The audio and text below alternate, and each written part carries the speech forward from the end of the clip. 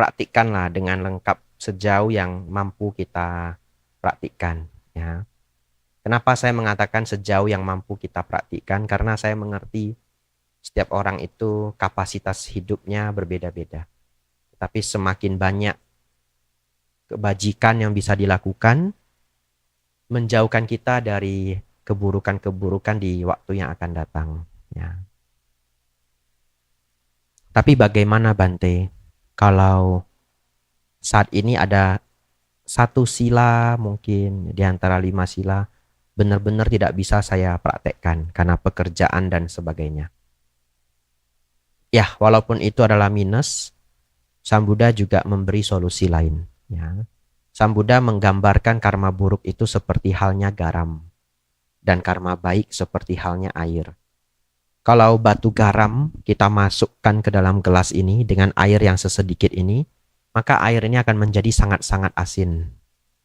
Oleh karena itu, kalau mengetahui karma buruk sudah banyak dilakukan, seseorang perlu terus menambah air agar karma buruk itu menjadi tidak begitu terasa.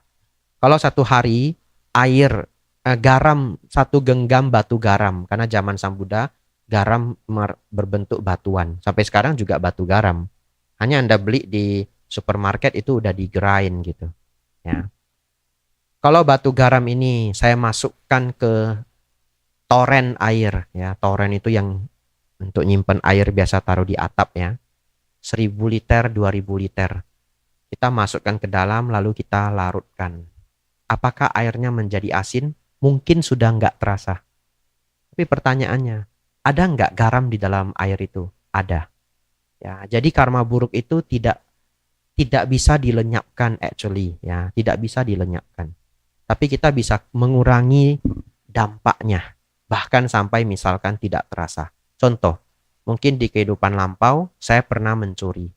Ya, pasti saya pernah mencuri. Ya, apakah di lampau bisa yang 20 tahun yang lalu ketika saya kecil atau bisa kehidupan sebelumnya. Lalu saat ini saya berbuat banyak karma baik. Saya kerja dengan rajin, saya menabung ya, saya menyayangi keluarga saya, teman saya. Satu ketika barang saya hilang. Katakanlah motor saya hilang. Dan itu 35 juta, 50 juta harganya. Tapi karena saya punya tumpukan karma baik, saya rajin bekerja, senang belajar, rajin menabung ya. Punya banyak teman, keluarga juga dekat.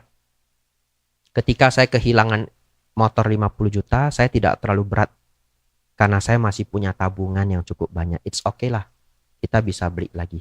Ya, teman-teman juga support ya, selama berbulan-bulan, berminggu-minggu saya dijemput, diantar pulang. Keluarga juga support, saya dipinjami motor dan sebagainya. Saya bisa melewati masa sulit itu. Tapi kalau orang tidak punya karma baik sama sekali, maka kehilangan motor itu bisa menjadi bencana yang luar biasa bagi dirinya. Bayangkan dia nggak punya tabungan sama sekali, hidupnya ngontrak, jauh dari keluarga, nggak punya teman, dia kerja sebagai kurir. Motornya hilang. That is the end of his life. Betul ya? Karma yang sama loh. Karma buruk yang lampau berbuah, sesuatu yang hilangnya itu sama. Tetapi kondisinya berbeda karena dia punya tumpukan kebajikan atau tidak punya tumpukan kebajikan. Itu solusi terbaik ya bagi yang belum bisa menyempurnakan sila. Tapi bagaimanapun berjuanglah ya agar setidaknya 5 sila dijaga dengan sempurna. Yang kedua, kalau Anda merasa hidup Anda berat, tonton ulang film ini nanti, The Miracle Worker. Ya, Anda punya hal yang ingin dicapai dalam hidup, perjuangkanlah. Pasti bisa. Helen Keller yang terlahir tanpa bisa melihat, tanpa bisa mendengar setelah 19 bulan pun dia punya achievement yang baik. Ya. Berjuanglah, jangan menyerah. Ya. Jangan terlalu serakah, tapi juga jangan terlalu malas. Ya, atur manage dengan seimbang. Saya pikir hidup bisa menjadi sangat baik. Punya cita-cita, jalanin prosesnya. Ya. Menggebu-gebu itu belum tentu mendapatkan hasil. Ini yang saya pelajari setelah berjuang belajar bertahun-tahun. Sometimes kita semangat sekali, saya harus bisa bahasa Thai. Lalu Anda berpikir saya harus belajar 12 jam sehari. Ya, setelah 2 minggu Anda amsyong. Ya. Sometime 2 jam yang konsisten mungkin mengalahkan sifat menggebu-gebu yang hanya selama 2 minggu. Ya, ketika Anda sudah bisa konsisten 1 jam, jadikan konsisten 2 jam, jadikan konsisten 3 jam. Dan menurut penelitian yang dituang di buku Deep Work Cal Newport, dia mengatakan bahwa intensive training itu umumnya maksimal adalah 4 jam. Ya, intensif, very intensive training. Jadi mereka ambil para gitaris profesional bagaimana mereka berlatih. Ternyata maksimal mereka berlatih 4 jam, 2 jam 2 kali sehari. Dan itu dengan intensitas yang sangat tinggi. Jadi kalau Anda bisa belajar sesuatu 6 jam, 10 jam, berarti itu bukan sesuatu yang terlalu intens. Tapi apa yang dimaksud terlalu intens di sini? Gitaris ini bisa berlatih sampai lupa bernafas. Saking intensnya. Ya, saya sih belum pernah latihan seintens itu ya.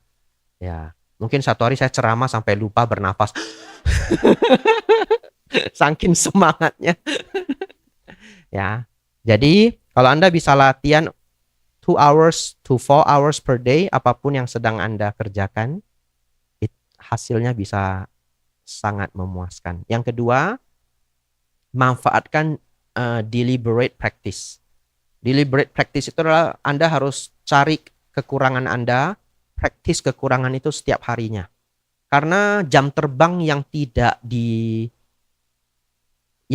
termasuk deliberate practice, artinya hanya mengulang sesuatu yang sama berulang-ulang, belum tentu mendapatkan hasil. Ya, tetapi Anda harus tahu apa yang setiap kali saya latih harus ada challenge tersendiri, mistakes apa yang harus saya kurangi, dan Anda fokus ke hal itu setiap hari, maka Anda akan mencapai hasil yang sangat luar biasa. Saya tidak tahu bidang Anda apa, tapi itu mungkin bisa dipraktekkan di bidang-bidang Anda, ya. Atau kalau sekarang Anda sudah berhasil, ya itu bisa Anda share ke anak-anak Anda. Ya. Jadi mohon tidak ada pemikirannya umat Buddha kalau hidupnya banyak kegagalan yang disalahkan hanya karma buruk lampau. Ya, karena banyak orang seperti itu. Bante, karma buruk lampau saya berat sekali. Semua yang saya lakukan gagal. Ya, berarti Anda tidak didukung oleh diri Anda sendiri di kehidupan lampau.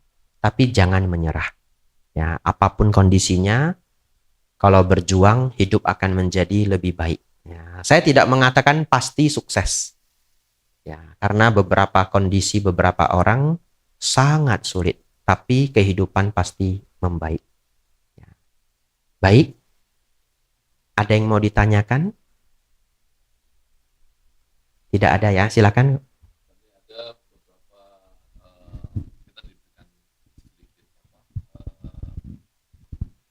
cara misalnya penting kalau karma buruk yang lama itu tiba-tiba datang atau ada masalah atau apa kita diberitahu oh oke bayar karma membayar karma buruk yang lama dengan cara misalnya menyupport presiden wihara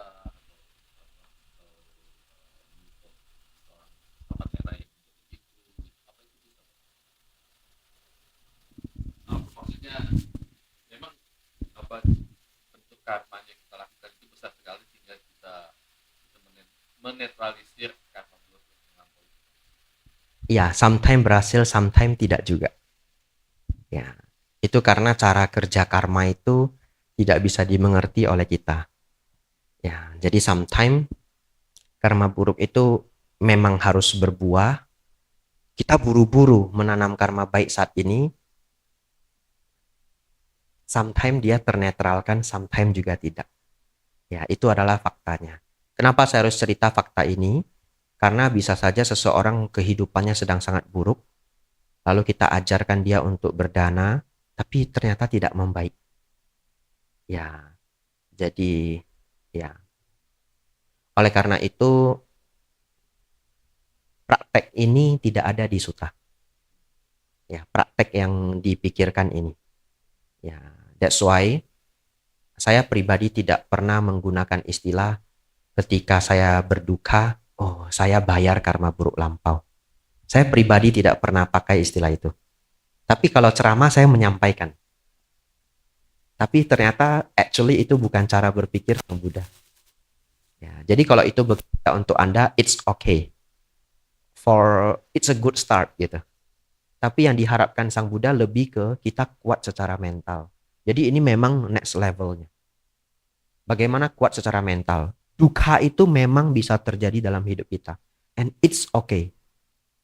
Itulah bagaimana dunia ini terjadi pada hidup kita. Yang disebut sebagai Atthaloka Dhamma. Kadang kita mendapatkan, kadang kita kehilangan. Kadang kita dipuji, kadang kita dicela. Kadang kita dikenal, kadang kita tidak dikenal. Kadang kita merasa nyaman, kadang kita merasakan ketidaknyamanan atau kesakitan. Sang Buddha lebih ingin kita seperti orang yang tidak rapuh, kuat secara mental. Jadi kalau Anda mengalami duka seperti itu, kalau Anda sangat klik dengan pemikiran, ya karma buruk saya berkurang, it's good. Lalu kita go to the next level. This is the way of the world. It's okay for me. Ya, duka terjadi, saya akan belajar dari duka ini. Ya, saya akan petik pelajaran dari penderitaan yang saya alami. Karena Sang Buddha mengatakan barang siapa melihat duka, dia melihat Dhamma. Ya, ini seperti pemikiran next levelnya. Ya. Tapi walaupun Sang Buddha sepertinya tidak menggunakan pemikiran ini, sometimes saya pun menggunakan pemikiran ini. Karena pemikiran ini sangat nyaman untuk kita pakai. Betul ya? Sudah di-plan semuanya, lalu kemudian ada gangguan, acara harus batal atau terganggu. Karma buruk berbuah. Sudahlah. Nah, itu sangat nyaman banget. Ya, karma buruk berbuah. Tapi kalau Anda berpikir ember karma buruk Anda berkurang, siapa yang tahu jumlah karma buruk lampau kita? Ya toh? Ya, ini akan sama seperti begini. Wah, ini menarik ini. Ada seorang ibu-ibu, saya ketemu ya, saya rahasiakan aja provinsinya, karena saya nanti mau ke sana. Ibu ini datang ke saya, Bante, saya tahu anak-anak saya sangat sayang ke saya. Dan dia sukses, anak-anaknya dia didik dengan sangat sukses. Lalu anak-anaknya itu pengen banget dia bahagia. Dibeliin apa yang bagus, apa yang mahal, lalu mau dibawa ke luar negeri dan sebagainya. Lalu ibu ini datang ke saya, dia bilang begini, Bante, saya takut Bante. Anak saya itu terlalu baik ke saya. Takut kenapa Bu? Nanti karma baik saya habis. Saya tidak mau Bante, nanti karma baik saya habis. Pemikiran seperti itu juga tidak pernah disampaikan Sang Buddha. Kenapa? Karena beberapa hal. Karena satu, dari mana Anda tahu seberapa banyak karma baik Anda di masa lampau? Itu yang pertama. Kita tidak akan pernah tahu. Yang kedua, ada karma baik yang Anda ambil atau tidak Anda ambil itu expired. Ya, contohnya, ya, kenapa, Ci? Ya, kayak gift card ya. Dia pikir dia bisa dia simpen ya. Akhirnya ikan sardennya expired semua. Nah, jadi Sang Buddha mengibaratkan karma itu seperti menanam biji yang menjadi buah, yang menjadi pohon dan berbuah. Coba Anda bayangkan Anda punya pohon rambutan, lalu panen rambutan semua. Lalu Anda mikir, saya nggak mau petik lah. Nah, betul ya? Nanti habis rambutan saya. Ya dia busuk. Yang makan siapa? Squirrels. Squirrels yang makan. Ya toh? Nah, jadi seperti itu. Jadi itu juga pemikiran yang keliru. Berpikir karma baik saya tidak saya ambil saja karena takut habis, sesungguhnya keliru berpikir. Dan juga berpikir kalau ada karma buruk saya terima aja. Kalau bisa saya hunting karma buruk. Supaya karma buruk saya cepat habis. Itu pun keliru ya. Ya, jadi jauhilah semua yang buruk-buruk aja. Dan kalau yang baik-baik datang, enjoy it gitu. Enjoy it wisely. Bagaimana enjoy it wisely? Anda sudah tahu rambutan Anda panen, makan secukupnya, bagi ke tetangga. Betul ya? Ya, Anda nikmati kebajikan Anda yang berbuah. Anak-anak sayang kepada Anda. Ma, saya mau ajak mama ke India, mau ajak mama ke Tibet gitu. Mau ajak mama ke Jepang. It's okay. Terima saja. Ya, terima saja. Nanti Anda bisa balas kebajikan itu. Caranya gimana? Anda punya sedikit dana itu dari anak-anak juga. Misalkan kalau udah pensiun, kasih ke cucu. Kan ya toh? Ya, itu take and give-nya. Atau Anda bilang, Mama mau kalau diajak jalan, tapi mau sama Bante Abijato. Ah, gitu. Jangan. Ini bercanda saja ya. Nanti Anda sudah bahas di belakang. Bante sudah kasih kode keras ini. Kalau jalan-jalan harus ajak ya. Ya, baik. Jadi kalau berkarma baik berbuah, ditanam kembali. Karma buruk berbuah, belajar tabah dan petik hikmah dari keburukan itu. Selalu ada hikmah di baliknya. Selalu ada. Nggak ada Bante. Cari sampai ada. Itu PR Anda. Ya, saudara-saudari, kita harus lanjut ke topik selanjutnya. Ada lagi yang mau bertanya? Ya, betul ya. Ya, untuk beberapa hal ya kita tidak bisa membantu selengkap-lengkapnya ya. Ya. Di satu sisi kita kasihan sama anak yang autis itu, tapi di sisi lain kita juga kasihan sama temennya yang mau belajar dengan baik. Ya, itulah kehidupannya. Saya juga tidak, ini kan hanya sharing saja. Ya, itu sangat case to case ya. Ada hal menarik ya, tadi saya terpikir, hukum karma itu tadi diceritakan berbuat kebajikan itu seperti menanam pohon. Dan bagaimana karma itu berbuah itu sangat unik. Ada karma yang berbuah seperti halnya pohon yang hanya berbuah sekali seumur hidup. Setelah itu habis. Apakah pohon itu? Pohon pisang. Iya, pisang itu hanya sekali berbuah lalu dia mati. Ya, cuma biasanya ada anaknya. Anaknya menggantikan. Jadi beberapa kebajikan yang Anda lakukan itu hanya berbuah satu kali. Ada yang berbuah tidak habis-habis, tidak habis-habis. Ya, jadi karma itu sangat unik cara bekerjanya. Jadi kalau karma baik Anda berbuah, it's okay ya. Ya, diambil saja dengan hati yang gembira dan penuh kebijaksanaan. This is a real story dari teman saya sendiri ya. Jadi saya punya sahabat ya. Dulu keluarga mereka sangat sulit ekonomi. Benar-benar sangat sulit. Sampai satu ketika akongnya meninggal ya, berarti papanya papa. After akongnya meninggal, mereka bahkan tidak sanggup membeli peti mati. Ya. Lalu tetangganya yang membelikan. Dan tetangganya yang membelikan itu juga bukan orang yang actually mampu. Dia juga struggle. Tapi dia kasihan sekali kalau orang mau dikubur tidak ada peti mati. Lalu orang ini belikan.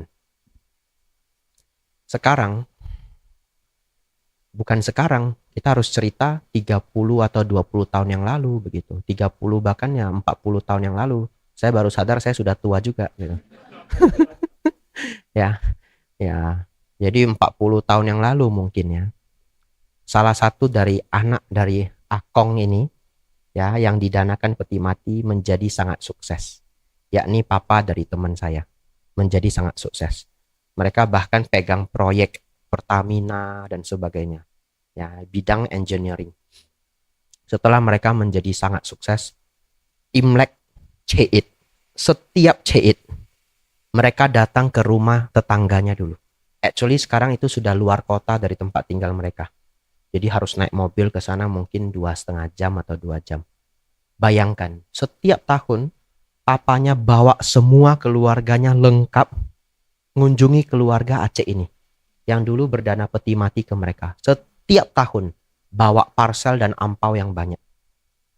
Bayangkan betapa hebatnya mereka membalas budi. Mereka datang Ceit itu berarti dianggap sebagai keluarga inti loh. Dan dia bawa semua anak-anaknya lengkap. Tidak tahu itu berjalan berapa lama. Tetapi itu berjalan berpuluh-puluh tahun. Ya, sekarang saya tidak tahu keadaannya. Jadi satu kebaikan yang dia lakukan berbuah tidak habis-habis. Berbuah tidak habis-habis. Ya, jadi yaitu seperti buah durian, buah rambutan. Baik. Mari kita masuk cerita Pai Fang Li. Saudara-saudari,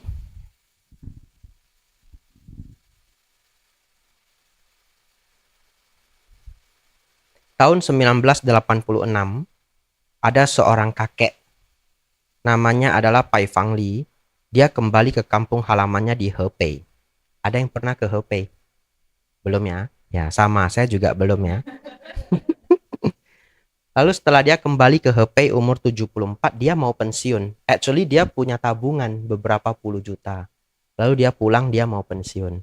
Anak-anaknya udah besar, jadi dia sudah hidup bahagia lah. Kalau anak yang makan, dia bisa makan di tempat anak, dan dia punya uang pensiun yang cukup. Ternyata sepulangnya dia ke Hebei, dia melihat banyak sekali anak-anak nggak sekolah. Ada yang karena terpaksa harus bekerja dan sebagainya. Bahkan di kota dia ketemu anak-anak yang cari sisa makanan di tempat sampah. Jadi dia sedih banget. Lalu dia ingin melakukan sesuatu. Akhirnya beberapa anak yang dia temui itu dia sekolahkan. Tapi setelah dia sekolahkan 1 tahun duitnya habis. Dan dia sama sekali nggak tega kalau melihat anak ini putus sekolah. Apa yang dia lakukan di umur 70-an, karena dia pensiun 74, bisa dikatakan mungkin umur 75, dia kembali narik becak di Tianjin. Dan becak orang zaman dulu itu pakai sorong loh. Ya, pakai tarik ya.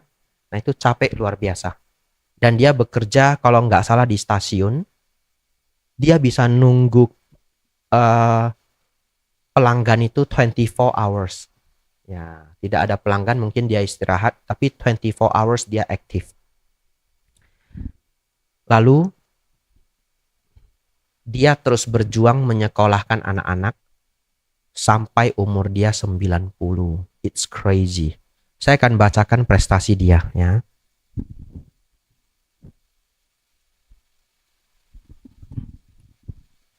Pai Fang Li, ini Wikipedia. Anda boleh baca juga setelah ini.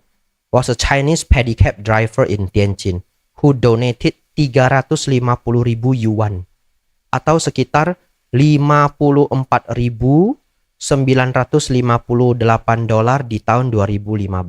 Kita genepin aja. 55.000 dolar ya. Kali 16.000, hampir 900 juta.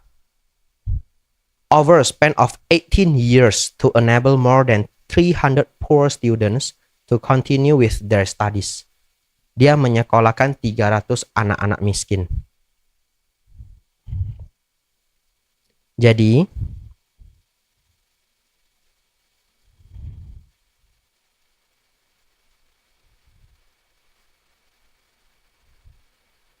awalnya dia mulai dengan berdana 5.000 yuan. Ya. Lalu karena habis uangnya, dia bekerja 24 jam, sometimes 24 hours at a stretch, so that he could make the money to pay the installment for a school fee. Lalu, setelah dia agak tua, dia juga buka satu kios kecil yang profitnya semua dia danakan ke anak-anak. Yang sangat sedihnya adalah di tahun 90 dia datang ke sekolah. Namanya Yaohua High School. Dia bawa sedikit uang. Umur 90, dia bawa sedikit uang. Dia datang ke sekolah itu, dia bayar ke guru-gurunya. Dia bilang ini untuk bantu anak sekolah. Ini uang terakhir dari saya. Saya sudah tidak sanggup bekerja. Ya, karena paru-parunya sudah tidak berfungsi normal. Dan kalau saya tidak salah, 1 tahun atau 1,5 tahun setelah itu dia meninggal. Ya, jadi mari saya baca sedikitnya. In 1996, he opened a small store near Tianjin's railway station to make more money. Most of his income was donated to local schools and universities such as to the Nankai University, where he donated 35,000 yuan atau sekitar 5.500 US dollar in 2015. For the first time in 1996, his entire contribution summed up to 350.000 yuan. In 2001, at the age of nearly 90, he paid his last installment to the Yaohua High School and retired from his job. Ya. Dia meninggal di umur 92. Ketika dia meninggal, semua orang terkejut. Karena nggak banyak yang tahu seberapa banyak sih anak yang sudah dia tolong. Karena dia melakukan itu hampir 20 tahun, 18 tahun tepatnya. Ketika dia meninggal, semua orang terkejut. Anak-anak yang dia sekolahkan jumlahnya sampai 300. Mereka semua datang ya sambil membawa untayan bunga. Ya, atau at least mereka datang membawa bunga. Saudara-saudari, jadi pesan dari cerita Pai Fangli ini sebenarnya tidak ada alasan untuk kita tidak berbuat baik. Bagaimanapun keadaan hidup kita, ya. Lakukanlah kebaikan sejauh yang kita bisa. Ya. Kita bisa melakukan kebaikan ya tidak hanya dengan materi, kita juga bisa berdana tenaga, berdana perhatian, atau berdana pengetahuan dan pendidikan. Ya. Lalu yang kedua, saya sangat sering mendapat pertanyaan seperti ini, Bante, mengapa ada orang jahat tapi hidupnya bahagia? Dan ada orang baik tapi hidupnya sulit? Jawabannya sangat sederhana. Kalau jawaban singkatnya adalah karena hidup itu time frame-nya tidak pendek. Ya. Orang jahat yang hari ini bahagia, actually dia bahagia dari karma lampaunya. Dan orang baik yang saat ini menderita sedang menjalani karma buruk lampaunya. Coba kita lihat kehidupan Pai Fangli. Sekarang dia beberapa tahun yang lalu atau beberapa belas tahun yang lalu, dia sendiri hidupnya buruk. Itu adalah karena karma lampaunya kurang mendukung, betul ya? Nah, tetapi dia memutuskan untuk berbuat hal sebegitu baik. Kira-kira orang seperti ini kalau lahir lagi sebagai manusia, pantas enggak lahir jadi anak seorang yang super kaya? Sangat pantas loh. Ya, sangat pantas. Ya, dia bisa lahir jadi anak miliarder level Eropa, level Asia, dan itu sangat wajar. Dengan kemampuan belajar yang baik ya. Kemudian kemanapun dia pergi, dia selalu mendapatkan the best teachers, something like that. Nah, pada saat di kehidupan yang akan datang, kalau orang-orang seperti Pai Fangli, kalau ya, jadi bukan Pai Fangli. Kalau orang-orang seperti Pai Fangli, akhirnya menjadi anak yang bandel, orang yang tidak baik. Tapi dia tetap akan dengan keadaan yang ekonomi yang sangat baik karena dia menikmati kehidupan lampaunya ya. Jadi time frame seperti itulah yang kadang tidak bisa dipahami semua orang ya. Ada satu analogi cukup panjang ya, tapi semoga Anda bisa semangat mendengarnya karena analogi ini baik. Bayangkan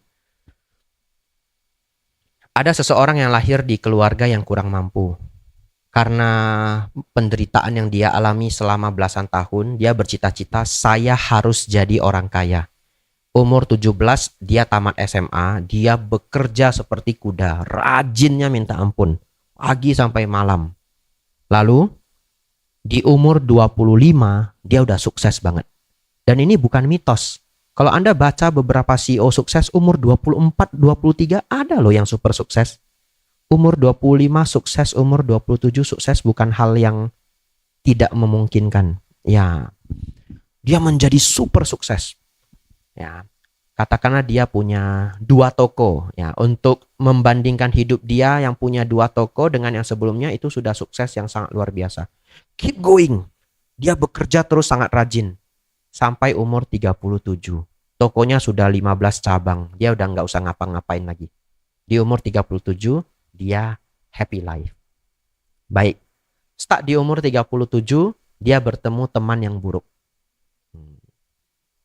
Saya ketemu juga loh orang seperti ini. Yang dia malah masuk ke dunia malam itu bukan di umur belasan atau 20-an awal, tapi umur 40-an, umur 50-an baru mengerti dunia gelap. Ya, kemudian beneran jadi rusak. Katakanlah orang ini umur 37 ketemu teman yang buruk. Belajarlah dia clubbing, minum ya, dan dia teruskan lifestyle seperti itu. Apakah dia akan menjadi miskin? Enggak, toko 15 cabang, betul ya. Itu semua sudah jalan sendiri, automation sudah. Di umur 40 dia kenal drugs. Dia pakai drugs. Ya hidupnya semakin buruk, semakin buruk, semakin buruk. Tapi it's okay karena dia masih dijaga oleh tokonya 15 cabang. Tapi setelah umur 45, bertahun-tahun dia tinggalkan toko itu untuk jalan sendiri. Manajemen dia turun, turun, turun, dan turun. Ya, di umur 45 dia mulai collapse. Dia mulai collapse. Jadi, kalau Anda bertemu dia di umur 37 sampai 45, Anda akan berpikir, enak ya, lihatlah dunia sebegitu nggak adil. Kerjaan dia cuma ngedrugs, clubbing, perempuan di mana-mana, pakai mobil mewah, tapi hidupnya selalu aman. Mana ada hukum karma? Ya Bante Abijato siswa Laikong Wah. Ya Bante Abijato asal ngomongnya gitu ya. Mana ada hukum karma? Lalu start umur 45 dia mulai collapse. Ya. Di umur 47 collapse beneran. Istri dia minta cerai, anak dia semua pergi jauh karena kesel dengan papanya yang tidak menjaga hidupnya sendiri. Dia kehilangan bisnis, kehilangan teman, kehilangan keluarga, apalagi selama dia udah sukses sombongnya minta ampun, dia akan kehilangan semuanya. Finally di umur 47 habis semua. Habis. Tapi oke, dia masih berjuang untuk bekerja. Karena dia bukan orang bodoh. Dia actually orang yang skillful banget. Tapi 47 itu sudah sunset ya. Ya, tapi oke, dia bisa survive. Bertahan hidupnya cukup baik. Di umur 50-an, demikianlah. Seorang tua, tidak ada keluarga, tidak ada kemewahan, tidak ada harta, bekerja part-time, hanya membantu jaga toko atau jaga gereja atau jaga satu hal kelenteng yang tidak terlalu sulit ya. Lalu saat itu dia bertobat. Dia berpikir sudah hidupnya salah jalan. Dia kerja di tempat ibadah. Dia jaga tempat ibadah itu sangat luar biasa bersih. Apapun tempat ibadahnya. Ini kan fiksi ya. Ya. Setiap orang yang datang dia welcome, dia baik banget. He do his best gitu. Baik banget. Lalu startlah dia umur hampir 60. Lalu Anda lihat begini. Kasian ya Aceh ini. Padahal dia baik banget loh orangnya. Jujur. Polos. Betul ya? Semua orang dibantu. Kerja di tempat ibadah lagi. Apa yang kurang? Kok bisa ya? Gak ada keluarga, makan aja pas-pasan. Hidup tidak adil. Hele Bante Abijato siswa Kong Wah. Ya, itulah analoginya ya. Karena kita tidak melihatnya dengan time frame yang panjang, time frame yang tepat ya. Semoga itu bisa dipahami sehingga kita tidak lagi salah berpikir mengapa ada orang jahat yang bahagia dan orang baik yang malah hidupnya sulit. Semua hanya menjalani karma sebelumnya. Alam ini tidak sepenuhnya penuh dengan kebahagiaan. Ya. Jadi alam manusia itu bukan alam yang terlalu tinggi. Kalau dari alam yang diajarkan Sang Buddha, kalau kita ikut sutta, ada 30 alam kehidupan. 3 alam menderita, neraka, binatang, lalu peta. Ya, peta itu sebenarnya artinya yang telah berpulang. Ya, gampangnya kita sebut hantu. Lalu 1 alam manusia. 6 alam dewa, 20 alam Brahma. Totalnya 30. Melihat alam ini, manusia ini hanya 1 level di atas alam hantu. Ya, 1 level di atas alam hantu. Jadi, alam kita adalah alam yang medium. tidak semenderita hantu, tapi tidak sebahagia dewa. Oleh karena itu, walaupun sangat sulit terlahir sebagai manusia, kehidupan manusia tidak sebahagia itu. That's why beberapa orang yang kurang bijaksana, mereka memilih mengakhiri hidup. Sebenarnya itu bukan karma buruk saja. Ada orang karma buruknya lebih buruk daripada orang yang suicide itu. Tapi dia tidak memilih untuk mati. Ya, kenapa? Karena dia punya mindset yang lebih baik. Jadi sebenarnya orang yang bunuh diri pun bukan ingin membunuh dirinya sebenarnya. Dia hanya ingin membunuh penderitaan dia. Banyak orang yang bunuh diri itu pengen hidup loh, bukan pengen mati. Ya, tapi dia tidak tahu bagaimana cara mengurangi penderitaan ini. Jadi itu lack of wisdom sebenarnya. Ya, tentu sangat dikasihani ya. Ya. Oleh karena itu, lahir di alam manusia itu sesungguhnya bukanlah keadaan yang sangat baik. Lebih baik lahir di alam dewa atau alam Brahma yang lebih tinggi. Alam manusia itu suka duka datang silih berganti.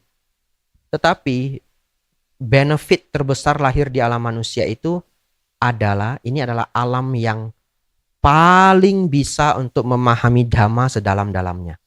Paling bisa sudah. Best realm, alam terbaik. Kenapa?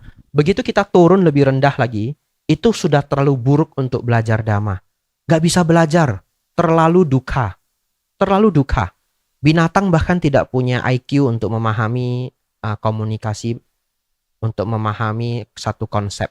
Atau anjing sepintar-pintarnya hanya bisa sit, go, stop. Gitu. Ada orang yang berusaha ngajari dharma ke anjingnya yang gak akan berhasil ya. Mungkin terinspirasi cerita kelelawar. Jadi anjingnya duduk, dea, tiaoho ya. Dengarkan baik-baik dek ya. Ini dhamma penting ya. You jangan lahir lagi ke alam binatang. Lalu tuannya mungkin ceramah 1 jam ya. Pertanyaannya apakah anjing itu mengerti? Dalam pikirannya, mana roti, mana roti. Ya, jadi yang kedua, begitu kita lahir ke alam yang lebih tinggi, alam dewa, terlalu bahagia. Jadi alam dewa itu saking bahagianya, diceritakan dharma mereka nggak mau peduli. Dan ini real story. Saya punya teman baik, semoga dia nggak nonton ya. Tapi dia nggak bisa marah orangnya, jadi it's okay. Dia orang sangat kaya di kota Medan. Ya, jadi saya berteman dengan dia sejak kelas 5 SD satu sekolah. Dulu dia datang ke sekolah dengan sepeda yang paling jelek. Sampai kami kasihan. Ternyata dia adalah orang kaya yang menyamar. Gawat ya. Ya, karena orangnya hidupnya cincai banget. Ya, sebenarnya kenapa sepedanya jelek? Karena mereka pengusaha cat. Jadi setiap cat yang tumpah, itu karyawannya main-mainin sepeda dia. Tapi it's okay, sepeda itu bukan sepeda yang terlalu bagus. Jadi setiap ada cat yang tumpah, dicat, dimain-mainin, sepedanya jelek banget. Dan rumahnya itu dekat sama sekolah. Ya, jadi setelah saya ke rumahnya, ternyata rumahnya seperti surga. Ya, dia punya televisi Sony yang gede banget. Zaman itu masih jarang, gede banget. Lalu dia punya coklat beng-beng, stoknya itu berkotak-kotak. Wah, happy banget. Kalau ke rumahnya, saya bilang, bro, wah ambil beng-bengnya. Ambillah, ambil. Wah, happy saya. Happy life. Ya, jadi, tahu enggak? Kami berteman sangat baik. Sampai detik-detik saya berangkat ke Yogyakarta menjadi samanera. Tapi bagaimanapun saya membahas dhamma, dia just dengerin aja. Tidak begitu peduli. Karena hidupnya terlalu bahagia. Terlalu bahagia. Lalu papanya sangat suka beli asuransi. Semua diasuransikan. Mobil, usaha, rumah, anak, semua full insurance. Insurance keluarga mereka 3 lapis. Saya dengar nama Tokyo Marine pertama kali dari mereka. Di Medan Tokyo Marine tidak terkenal.